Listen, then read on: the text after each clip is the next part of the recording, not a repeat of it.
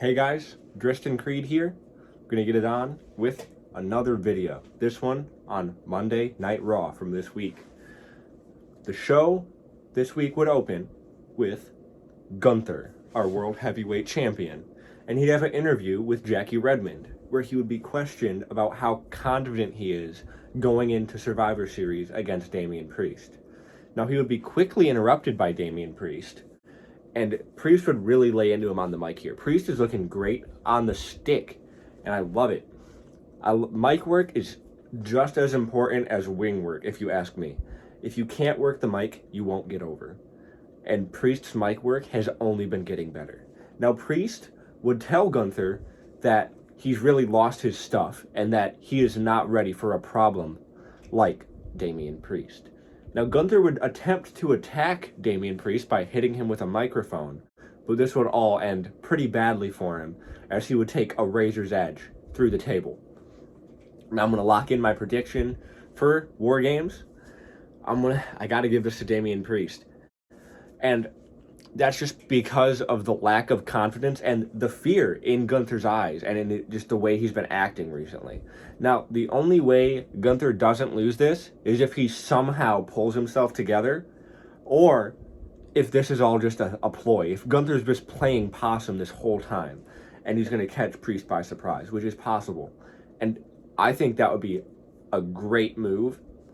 But it might just be Damian Priest's time to take the title off Gunther. And we're going to have to see where Gunther goes from that if he does lose the title. Now, the show opening match was Rey Mysterio and Dragon Lee versus the Creed brothers. Now, this was a super hard-hitting match for the Creeds. They got a ton of great offense in. There was a super flex. And I believe he kicked out of a double pin because Rey and Dragon Lee pinned him and he kicked out strongly, like easily, making him look super powerful here. And then there was also a clothesline to Rey Mysterio from Julius that pretty much took Rey's head off. I wasn't expecting that. That one made me wince quite a bit. I was like, oh, because I thought Rey was dead. It was a massive clothesline. And it was really hard for LWO here to get anything going. It seemed like every time they did get some offenses, they just got stopped by the Creeds. And this match would end when Chad Gable would interfere after a ref bump, and he would turn Rey Mysterio's mask backwards so that he couldn't see. Now, this is a great move. I don't think I've ever seen this before. If this has been done before, comment, please, because it seems like something that should have been done before, but if it hasn't, this is first time. I thought that was a great move. This would give the Creed brothers the win with a roll-up, giving a victory for the Creeds with some help from Chad Gable. Next up, there would be a match between Braun Breaker and Ludwig Kaiser. Now, I had high hopes for this match going into it.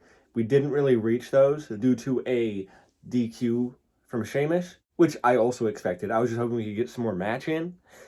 But it was still a good match. Still had some crazy moments, and we're going to get into those right away. But first, I'm going to talk about Sheamus' interference. Now, this was a very obvious interference. Just because of what happened last week with Kaiser interfering in Sheamus' match, I knew this was going to happen. But the main standout spot of this match wasn't the interference or the brawl between all three men. It was Braun Breaker freaking spearing the announce table, dude.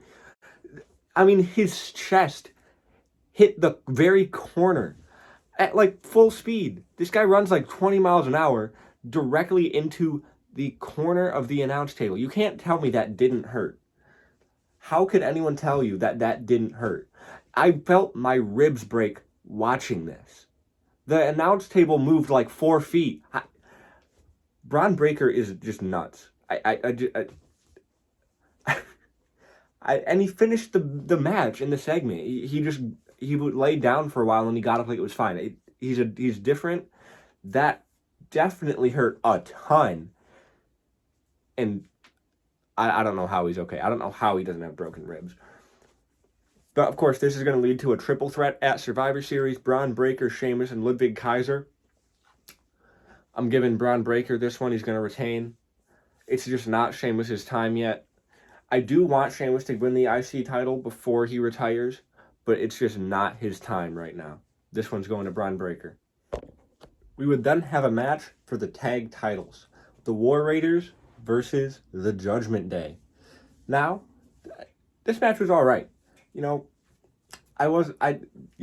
how I'm going to prove to you that I didn't really care for this match. My favorite moment was Ivar doing a cartwheel.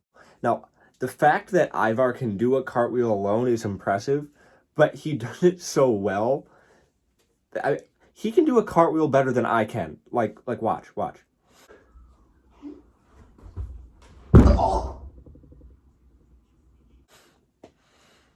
Anyway, this match would go for a while until the Raiders hit their finisher, and they had it sealed until Dirty Dominic Mysterio would save the match for the Judgment Day, putting JD McDonough's foot on the rope, causing a rope break. This would lead to a few things, and then JD McDonough would roll up Ivar for the win. This match was okay. It could have been better, and I guess that's just because they got screwed, and they had it in their hands, man, I'm telling you. But actually, here's the thing, all right? This was a good match. It was fine. And I go on the internet, and I see people like, oh, we got to make the tag titles relevant again. This sucks. And oh, this match was butt. And I can't stand it. Like, and then it's also like, oh, the Judgment Day doesn't defend their tag titles enough. And they don't do this. And this person doesn't do that. I just don't understand. All these people do is complain about the tag titles not getting defended and them not winning on their own. And it's always this. And it's always, welcome to wrestling, man. And this is how a heel works, too.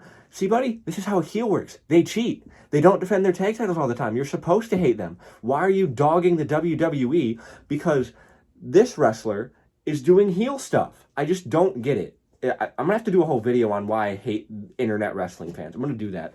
That video coming soon. Why Drystan Kreed hates internet wrestling fans. Moving on, take a deep breath, get back into the show. All right, I give this match a solid rating, probably like 3 out of 5 stars. The Viking Raiders will get their moment very soon. Just believe me on that. And we're going to get into the next segment. The New Day would have a tag match against the Alpha Academy.